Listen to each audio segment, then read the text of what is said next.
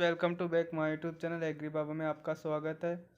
आज की इस वीडियो में लेकर आया हूँ आपके लिए एग्रीकल्चर बायोलॉजी का नौवा लेसन सूत्रकृमि घोंघा एवं शलभ का पार्ट 5। इसके अंदर हम सूत्रकृमि का वर्गीकरण, सूत्रकृमि का क्लासिफिकेशन क्या होता है एवं सूत्रकृमि से होने वाला रोग है। तो इस अध्याय में हमें 3 रोग दिए हुए, इसमें से फर्स्ट रोग इस पार्ट में ख़त्म हो जाएगा। तो पार्ट 5 है वीडियो का। यदि वीडियो पसंद आए तो चैनल को सब्सक्राइब और वीडियो को लाइक करें। तो हम स्टार्ट करते हैं सूत्रकृमि का वर्गीकरण। तो सूत्रकृमि का संघ कौन सा? सूत्रकृमि का संघ नेमेटोडा संघ का जीव है सूत्रकृमि, और इसको 2 वर्ग है। संघ जो नेमेटोडा है सूत्रकृमि का, उसके 2 वर्ग है, एक है सिसरनेंसिया और एक एडिनोफोरिया। क्वेश्चन आएगा कि सूत्रकृमि कौन से संघ का जीव है? तो सूत्रकृमि संघ नेमेटोडा के जीव है। इसको कितने वर्गों में बांटा गया है? तो 2 वर्ग में डिवाइड किया है, एक है सिसरनेंसिया और एक एडिनोफोरिया। दोनों इंपॉर्टेंट है। सूत्रकृमि के संघ नेमेटोडा के 2 वर्ग सिसरनेंसिया और एडिनोफोरिया। अब आता है सूत्रकृमि से होने वाले रोग। सूत्रकृमि से कौन कौन से रोग होते हैं? जब हम फसल बाते हैं और जब सूत्रकृमि से पौधे ग्रसित होते हैं उनसे कौन कौन से रोग होते हैं? तो फर्स्ट नंबर पे मैंने लिया है गेहूं का मोला रोग, खाद्यान्न पुटी रोग। जो गेहूं का मोला रोग है उसे खाद्यान्न पुटी रोग के नाम से भी जानते हैं। इंग्लिश में बोलते हैं इसे मोला डिजीज ऑफ व्हीट। मोला डिजीज यानी मोला रोग, ऑफ व्हीट यानी गेहूँ। तो जो मोला रोग था, खाद्यान्न पुटी रोग था, इसकी खोज भारत में किसने की? हम पहले इसकी खोज किसने की थी? तो इसकी खोज की थी जेजी कोहेन ने। एक साइंटिस्ट था अदर कंट्री का, जिसने जेजी कोहेन था, उसने गेहूं के मोला रोग की खोज की थी। क्वेश्चन बनता है। फिर आता है भारत में इस रोग की खोज किसने की थी? तो भारत में एक वासुदेवा नाम का साइंटिस्ट था, जिसने राजस्थान के सिक्कर जिले में इस रोग की खोज की थी सर्वप्रथम। और दूसरे देश में जेजी कोहेन ने की थी और भारत में वासुदेवा ने की थी। राजस्थान के स्थानीय लोग इस रोग को मोला रोग के नाम से जानते हैं। इंपॉर्टेंट है कि राजस्थान में मोला रोग के नाम से किस रोग को जानते हैं?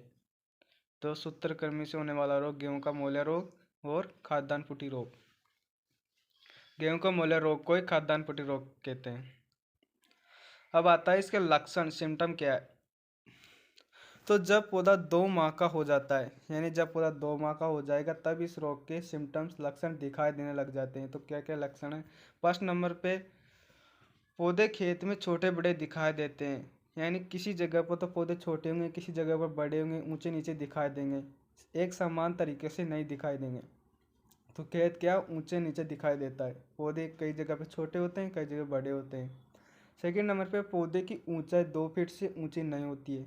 जब पौधा 2 फीट से ऊंचाई नहीं होगा तो पौधा की बोना ही रहेगा। पौधे की ऊंचाई नहीं बढ़ेगी तो अपने आप पौधा बोना रह जाएगा।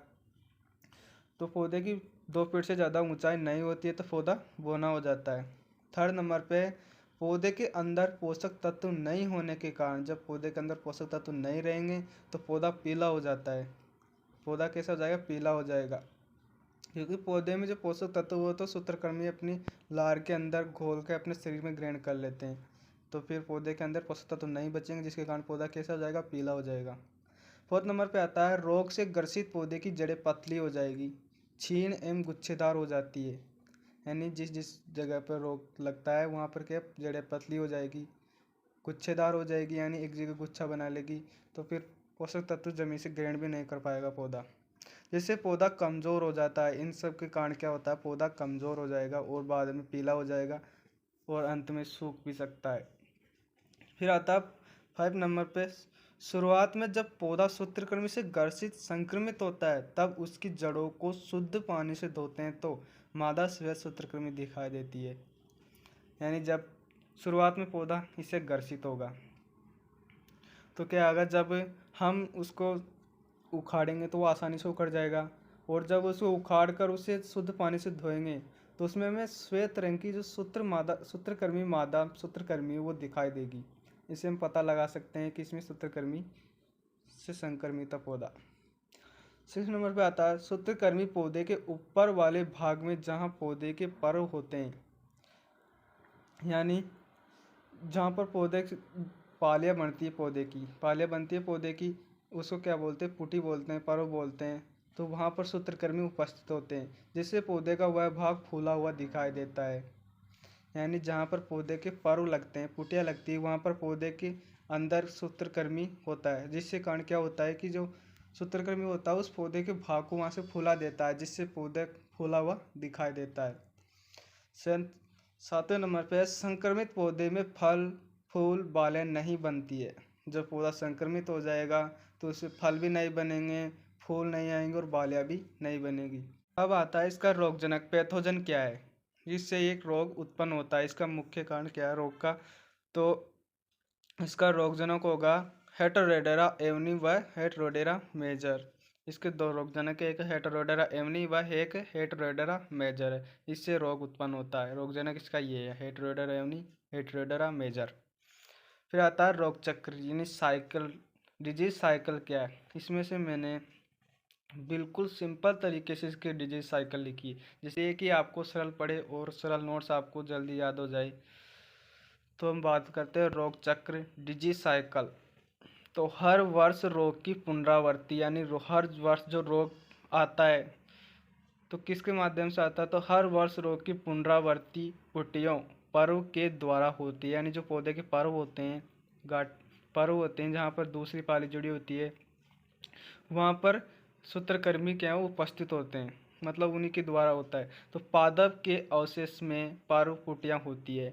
जो पार्व होगी उनके जो अवशेष पड़े होते हैं, जैसे हमने फसल बाई, अब उसकी जो उससे फसल को जो हमारे काम पे जीते उसको रख लिया और जो अवशेष बच गए उसको खेत में छोड़ दिया।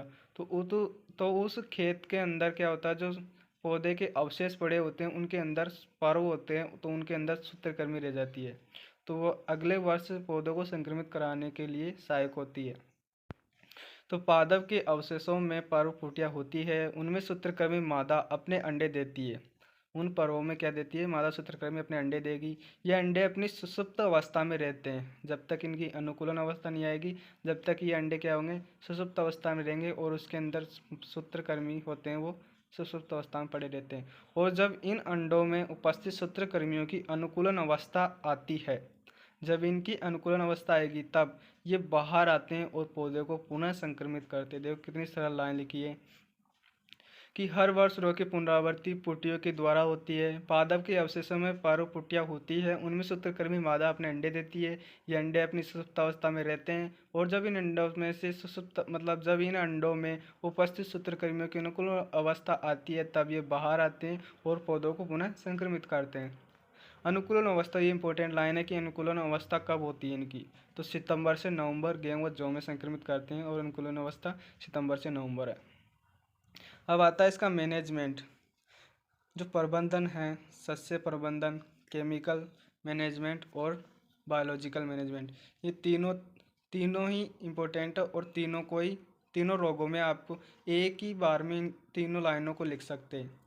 मतलब जो अलग अलग रोग है या सूत्रकृमि जो लेसन है इसमें 3 रोग दिए हुए हैं, तो तीनों में प्रबंधन आप समान लिख सकते हो। जो मैंने ये 3 लाइन लिखी है, 3 सस्य प्रबंधन, बायोलॉजिकल मैनेजमेंट और केमिकल मैनेजमेंट, तीनों लिख सकते हो और सबको छोड़ देना।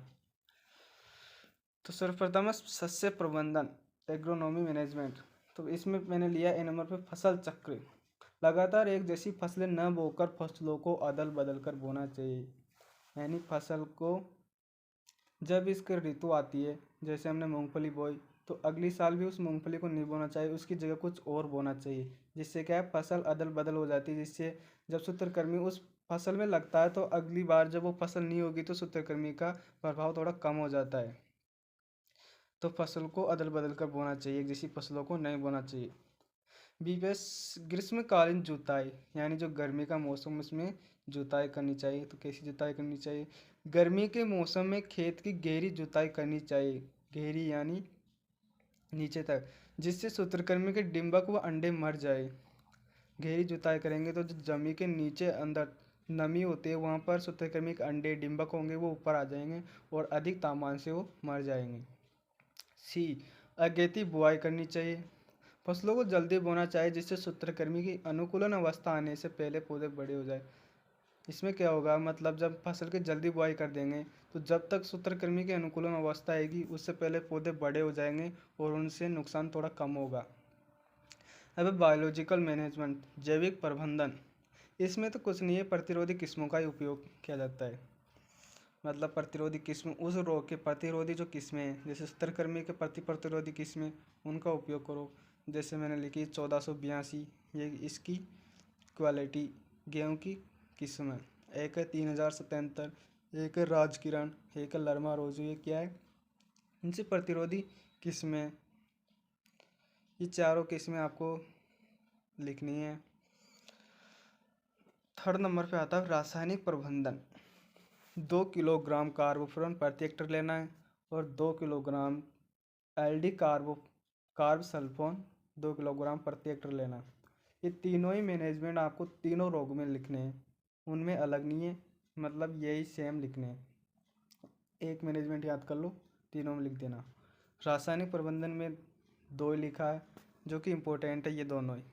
और ऐसे क्वेश्चन भी बन जाता है कि 2 किलोग्राम कार्बोफ्यूरॉन लेना प्रति हेक्टर और एल्डी कार्ब सल्फोनी सूत्रकृमि के नष्ट करने में सहायक होता है। रोग फर्स्ट, सेकंड, थर्ड तीनों में सेम उपचार करना है। मतलब जो इस 90 लेसन में 3 रोग दिए हुए सूत्रकृमि से, तो तीनों में आपको यही मैनेजमेंट लिखना है। तो वीडियो पसंद आया तो चैनल को सब्सक्राइब करें और वीडियो को लाइक करें।